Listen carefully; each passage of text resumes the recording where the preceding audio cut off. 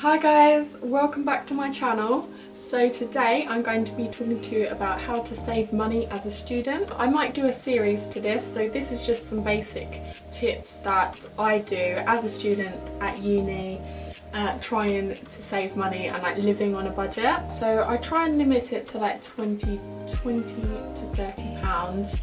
I don't really go over that. That also includes going out.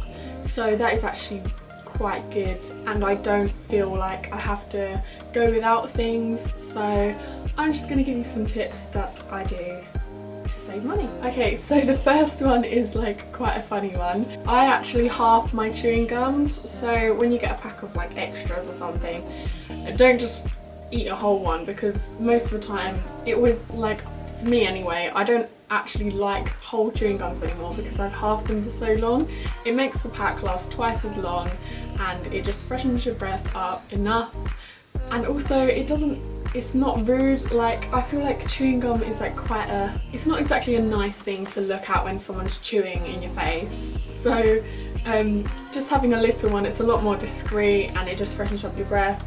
I just feel that's a lot better. My next tip is, before you buy something, check online first. Like, for example, I bought some storage boxes for my room, and before I bought them in the shop, I checked on Amazon and eBay, and sure enough I found them cheaper on eBay, and they just sent like next day delivery, and it was really good. I always check things like that before I buy them, just in case. Sometimes it's not, sometimes it's cheaper in store. So living in halls, I have to pay for my washing, and I think it's £3.70 for a wash, and then £1.30 for tumble dry.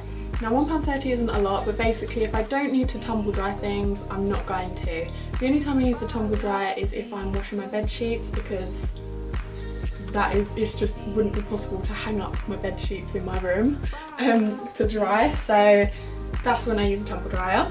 So that saves you money here and there, just not tumble drying. And also, buy items to last. So if you need some clothing, or say a handbag, you need a rucksack or something, don't go to Primark and get it and spend £12 on one and then it's going to break in like 2 weeks. Just bite the bullet and spend like £50–60 on a bag that's going to last you a couple of years, and that will save you so much money in the long run.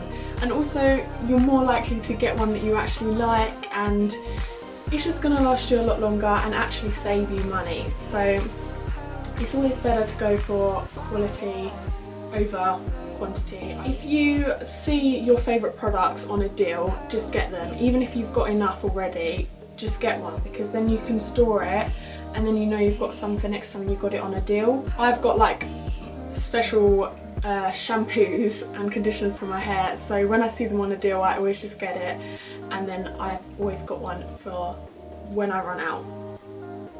This just stops me from, if I run out, spending a full price for something, and when I don't really want to do that. So yeah, it's all about long-term saving in a way. You just have to spend and then it saves you money in the long run. For food-wise, it is better to prepare meals at home. So try not to buy meal deals. Even though you think it's a good deal, it actually isn't. I mean, you could buy, if you wanted a sandwich, don't just buy a £2 sandwich from Boots or a £3 meal deal, because you could probably buy a pack of like a filling for 50p or £1, and then some bread for the same amount, and so many more ingredients to go with, and you'd get so much more, and that would cost you £3 and might last you 3 or 4 lunches. So it's a lot better to buy the actual ingredients and do things yourself. Also, cooking things like pasta, you can just tub it up and it lasts you like 3 or 4 days. Just cook for 4 people basically, instead of 1 person each time, and you can just keep tubbing it up, putting it in the freezer, and this just saves so much money. Like, honestly, it saves so much money and I'm never hungry, so it's just a really good solution. Try and do one weekly shop rather than doing spontaneous buys, because That way you can monitor where your money is going easier. For example, I will walk 10 minutes up a hill to go to Aldi, and then I will just do a £20 shop, and that should last me for a week and a half maybe, which is honestly so good. And then I'll try not to spend any money on food during that week. I'll just use what I bought. And I buy staple products and plan my meals.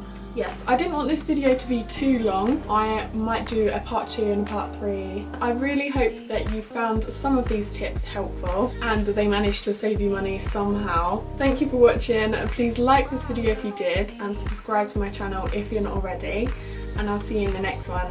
Bye! Bye!